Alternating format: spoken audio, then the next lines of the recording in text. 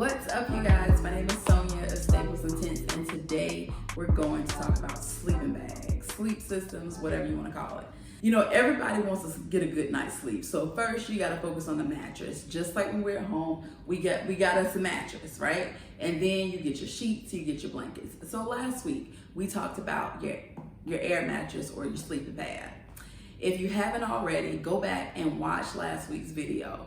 Super informative, because that whole waking up on a partially deflated air mattress is no fun. Nobody enjoys it. So let's jump right into the next topic, sleeping bags. When we first started, you guys, it's heavy. This was our sleeping bag when we first started. But what Nicole and I, we were looking for something where we could sleep together. You know, camping was our thing. It was bringing us closer together. We wanted to be close together. We didn't want to be in separate sleeping bags. So we found a reasonably priced double sleeping bag. This is the Teton Mammoth. I want to say it's like $130, $140. Good price for what it is. If you're car camping, this is actually a really good solution for two people. Or if you have a camper or something, it's nice because what we would do, we would actually sandwich our air mattress in between this because it's that big. Our air mattress would fit inside of it. And we would be so warm and toasty. This one, the Teton Mammoth, it goes down to 20 degrees. So again, you're going to be warm. You're gonna be warm.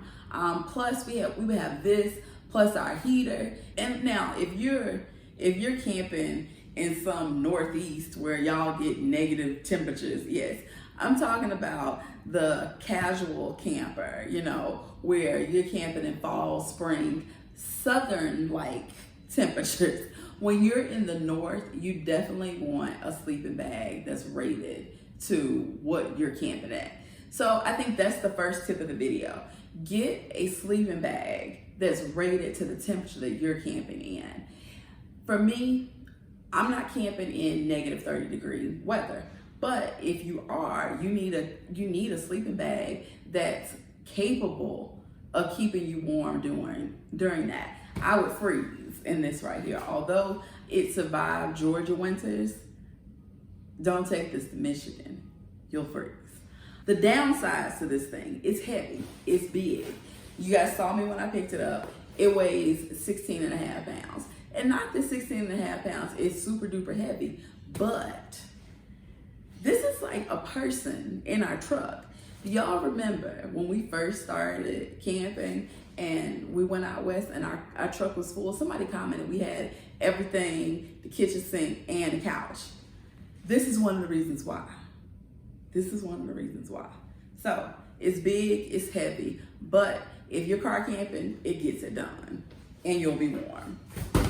So when we realized that the big Teton was just too much bag. So this one here, this is the Teton Cascade Sport. It's rated at 40 degrees.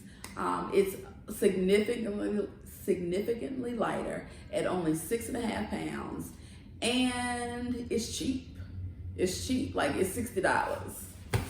$60. If you're looking to upgrade from blankets and stuff like that are big and bulky from the house, $60 right here. This is all you need.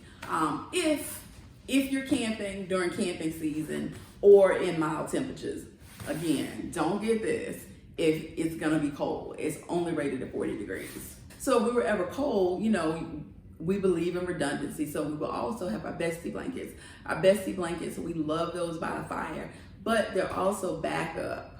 They're also backup for sleeping. If you're ever cold, have an extra blanket, something like a bestie blanket that rolls up really small, and you can line your sleeping bag with it. You know, they do make sleeping bag liners, but, you know, have something that's dual purpose. I'm not gonna take my sleeping bag liner and use it by the campfire, but I will take a bestie blanket because it does thaw pretty easy and use it inside my sleeping bag.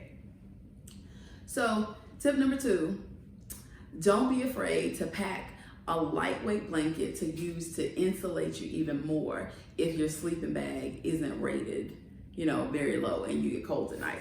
I mentioned your blankets that you're bringing from home. That's how we started camping. The very first time we went out camping, we used our blankets. So from home, off the bed, well, like the guest bedroom or something. But a lot of you, if you get cold at night, not specifically in the summertime, but whenever you camp, if you're cold at night and you're still using blankets, upgrade to a sleeping bag. It makes a big difference. Being able to zip up in a sleeping bag, it traps all that body heat, all that warmth. And if you're sleeping if you have the luxury of sleeping beside someone, you stay warm and toasty. And you know something? These actually go in line, I just realized, with our overlanding experiences. This big thing here, we took this in 2018 when we went out west. This bag here, it rode with us all the way to Arizona and Utah, 2018. Next overlanding trip, 2019. 2019, next overlanding trip to Colombia. We knew we weren't gonna be cold, but we wanted something way smaller. And honestly, I was still being cheap. I knew what I wanted, but I was being cheap. Then we moved to this. In 2020, was that 2020? Yeah. Nicole and I were always on a mission to make our campsite more efficient, and this, we thought, gave it to us. We have a big Patagonia duffel bag that we put everything that goes inside of the tent. I'm realizing that we probably put too much stuff in that bag, but the sleep system, the table that we have inside of our tents, I don't know, it's just stuff. I'll show you a picture or something. But nonetheless, we got this, and this is by Big Agnes. It's the Big Agnes Camp Roll. So this is actually made of down. It's made of down. I burnt a hole in ours. Well, we burnt a hole in ours, and every time we used it, there was down all over the tent. If it hadn't been for that, I take that back. I was about to say if it hadn't been for that, we would have kept it. This is a really good product. But the thing that happened to this, again, we used it a month straight, and I think I washed it once when we stopped in Moab halfway through to wash clothes. So other than that, it didn't get washed. Judge your mama. And I'll show you what it does. So sleeping bags. Also, a lot of them come with these. This one is expensive. It's $350, but it's super light. It's a little over 2 pounds, and this is probably the warmest sleeping bag we have. It's at 45 degrees. But again,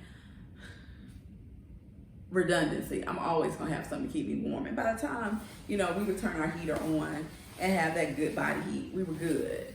But this is really nice, because you don't have to carry a sheet and a blanket.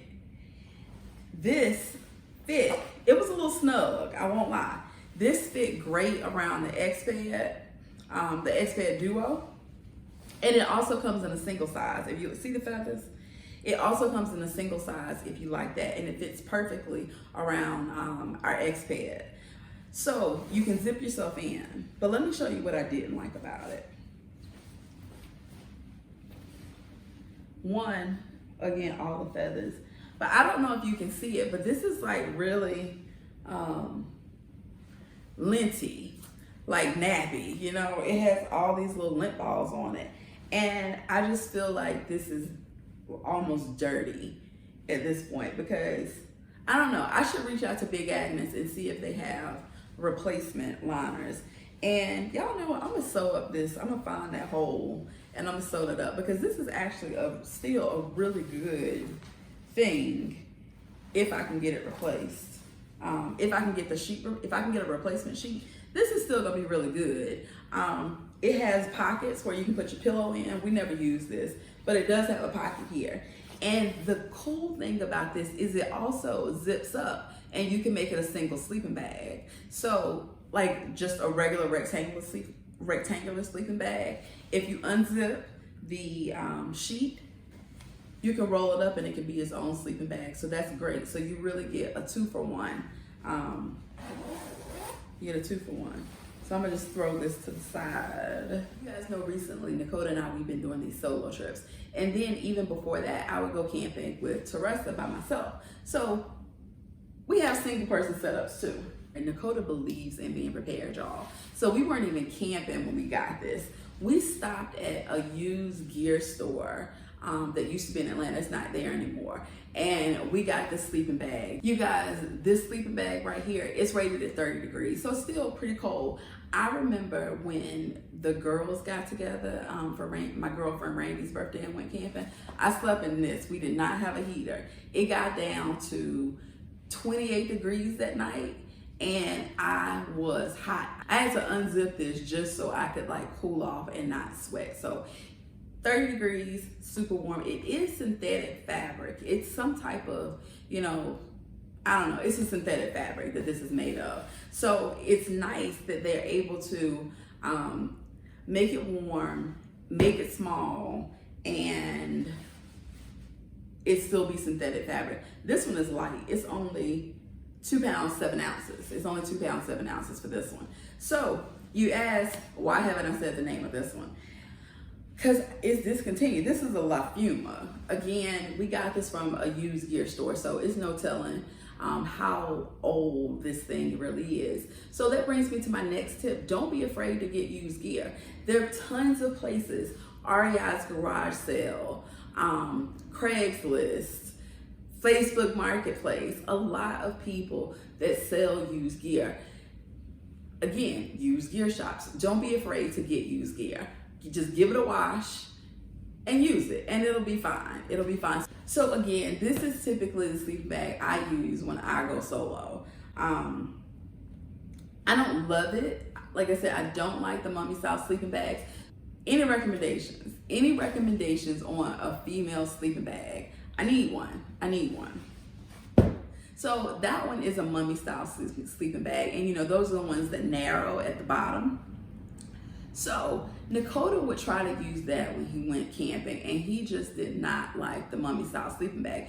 To be perfectly honest, I don't like it either. I feel really constricted and I typically end up unzipping it and using it more like a blanket. So Dakota was like, he was going solo camping. He didn't even pack a sleeping bag. He just left.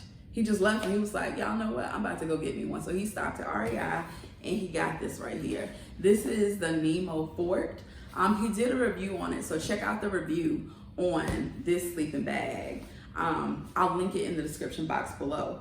But this one is rated at 20 degrees. And it's also on the light side. It's 3 pounds. On his backpack, it fits like right under the backpack strap, so that's pretty cool. You just kind of pin them through here and you attach it. So it doesn't go in his backpack, but it goes right under it. And Nemo, what they did, they came up with a hybrid of a rectangle and a mummy style, and they call it a spoon. So yeah, Dakota loves this. He used it again a couple weeks ago. And the thing he said he really liked about it, if it was warm, he could open up the little vents and get some air through. So you guys see this right here though. Dakota has a heavy hand, but I don't feel like this stuff sack should have broken. It's like straight ripped, and then it's also ripped at the seam.